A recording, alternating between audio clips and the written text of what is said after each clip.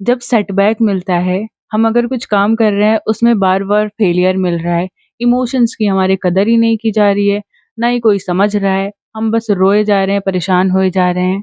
लोग हमारा heart break करके चले जा रहे हैं और उस वक़्त इमोशनली हम खुद को हैंडल ही नहीं कर पा रहे। तब एक थॉट माइंड में आता है, एक क्वेश्चन माइंड में आता है कि अगर भगवान है तो वो देख क्यों नहीं रहे हैं? वो चीज़ें सँभाल क्यों नहीं ले रहे हैं? चीज़ें सही क्यों नहीं कर रहे हैं?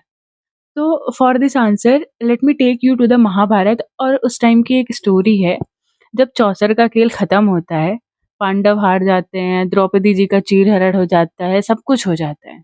उसके बाद द्रौपदी जी कृष्ण भगवान से लिटरली नाराज़ हो जाती हैं। कहती हैं कि जब तुम थे, तुम्हें सब कुछ पता है कि क्या चीज़ें हो रही हैं, क्या नहीं हो रही हैं। उसके बावजूद जब मेरे पति खेल रहे थे, तो तुमने सँभाला क्यों नहीं? तुमने उनको हरवा दिया, मतलब वो हार गए और ये कंडीशन आई कैसे तुम्हारे रहते हुए? श्री कृष्ण ने कहा कि देखो भाई, जितना तुम नाराज़ हो रही हो ना, उतना तो मेरी गलती भी नहीं है।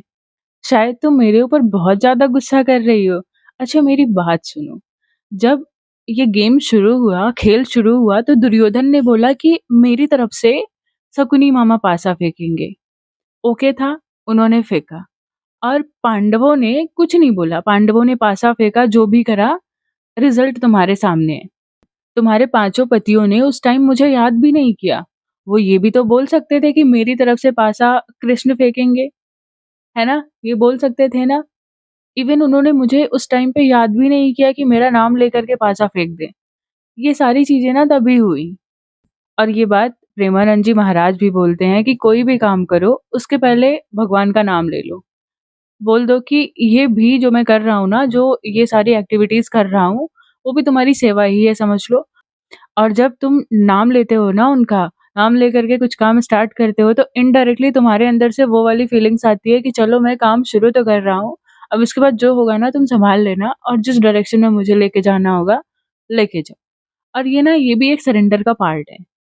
और जब हम ये वाली प्रैक्टिस अपने लाइफ में अपनाते हैं ना, तो लगता नहीं है कि सारी चीज़ें मैं कर रहा हूँ। हाँ, ठीक है, we will be responsible for that, we will be accountable for that, but ऐसा लगता है कि चीज़ें ना कोई करवा रहा है और उसके बाद रिज़ल्ट कुछ भी हो, नेगेटिव रिज़ल्ट होता है तो ठीक है, कोई बात नहीं, we will try again and positive होता है तो बहुत अच्छी बात है।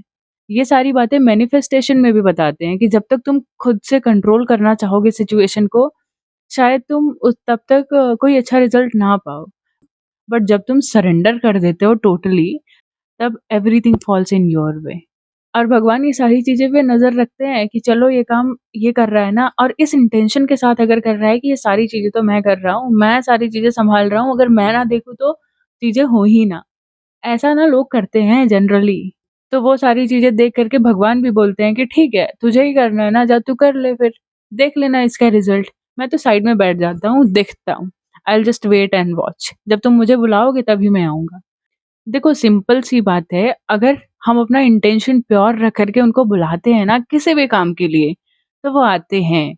सुदामा का ही एग्ज़ाम्पल ले लो, जब तक उन्होंने नहीं बुलाया वो एक्सट्रीम पॉवर्टी फेस कर रहे थे, जब तक उन्होंने नहीं बुलाया, कुछ नहीं हुआ। जब वो आए उनसे मिलने के लिए, उन्हें बुलाया, तो वो नंगे पाँव भाग के चले आए।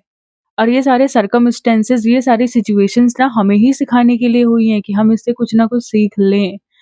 Late me tell you a small story. मेरे कॉलेज टाइम की बात है, मैं भी बैठी हुई थी पीछे और मेरी एक प्रोफ़ेसर थी, वहाँ पे उनसे क्वेरीज़ सॉल्व करने, कुछ पूछने 2 लोग आते। पहला जो बैचमेट आया, जब वो बैठा उनके पास, तो वो बताई जा रही थी, पर बीच में वो इंटरप्ट करके बोले जा रहा था, "हाँ, हाँ मैम मुझे ये तो पता है, आप ये वाला बताइए।" फिर वो बताती, फिर बोलता, "नहीं, हाँ मैम ये तो मुझे पता है, पहले से मैंने पढ़ रखा था, ये मैम ने मुझे बता रखा था, अब आगे वाला बताइए, आप ये वाला बताइए।" तो एक टाइम पे ना मैम को ऐसा लग रहा था कि मैं फ्रीली एक्सप्लेन नहीं कर पा रही हूँ इसको। एक टाइम पे उन्होंने कहा ठीक है फिर जा बेटा तू सॉल्व कर, अगर बाद में दोबारा इसमें कुछ इश्यू आया तो फिर मेरे पास आना।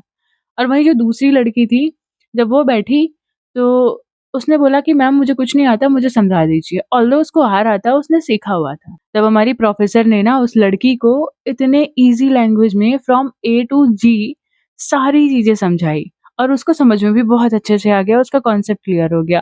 देखो ये 2 केसेस थे ना, ये सीधे-सीधे बता रहे हैं कि जो पहला केस था उसमें वो जो लड़का था, वो ट्राई कर रहा था शो ऑफ करने की कि हाँ, मुझे ये भी आता है, मुझे वो भी आता है। और तुम सिर्फ़ ये चीज़ बता दो। बट मैम की क्या थी कि मैम पूरा बताना चाह रही थी बिकॉज़ शी इज़ प्रोफ़ेसर और उन्होंने उन सब चीज़ों पे पीएचडी कर रखी है। उनको पता है कि मुझे सामने वाले बच्चे को कैसे पढ़ाना है, कैसे समझाना है, पहले क्या बताना है, उसके बाद क्या बताना है, बेसिक्स कैसे क्लियर करने हैं, उसके बाद उसे फाउंडेशन कैसे बनानी है। लेकिन जो पहला वाला स्टूडेंट था, वो अपनी नॉलेज शो ऑफ करने में लगा हुआ था, जबकि वो यूजी का बंदा था। तो एक टाइम पे ना प्रोफ़ेसर भी इरिटेट होकर के उसको बोल दिया, "जा बेटा तू जा, जब फँसेगा ना तब रिटर्न तभी आना।" और दूसरे केस में ना वो एक ब्लैंक पेपर, एक ब्लैंक चिट बन के गई थी वो लड़की। फिर मैम ने जो समझाया उसको बहुत क्लियरली समझ आया और मैम को भी अच्छा लगा कि उस लड़की ने रेज़िस्ट नहीं करा। बहुत ही पेशेंस और बहुत ही काम होकर के उसने सुना और अल्टीमेटली उस लड़की को ही फ़ायदा हुआ। देखो मैंने ना अपने हाथ-पैर मार के बहुत सारी चीज़ें करके देख ली और जब वो चीज़ें नहीं सँभली ना, तभी मैंने कहा भगवान अब तुम देख लो, जो सही हो वो करो और मैं अपना काम करूँगी उसके बाद जो रिज़ल्ट देना होगा, जो तुम्हें सही लगे कर देना और जो तुम सिचुएशंस भेजोगे, मैं रेडी हूँ झेलने के लिए। और अपनी लाइफ़ में यही अप्रोच रखो ना if you really want to surrender. तो अब से आपको एक काम करना है, आशा एक राम जी से दूजी आशा छोड़ दे, नाता एक राम जी से दूजा नाता छोड़ दे। ज़िंदगी की डोर सौंप हाथ दीनानाथ के, फिर महलों में राखे या झोपड़ी में वास दे। Now it's his will. ठीक है? Sending a lot of blessings to you all.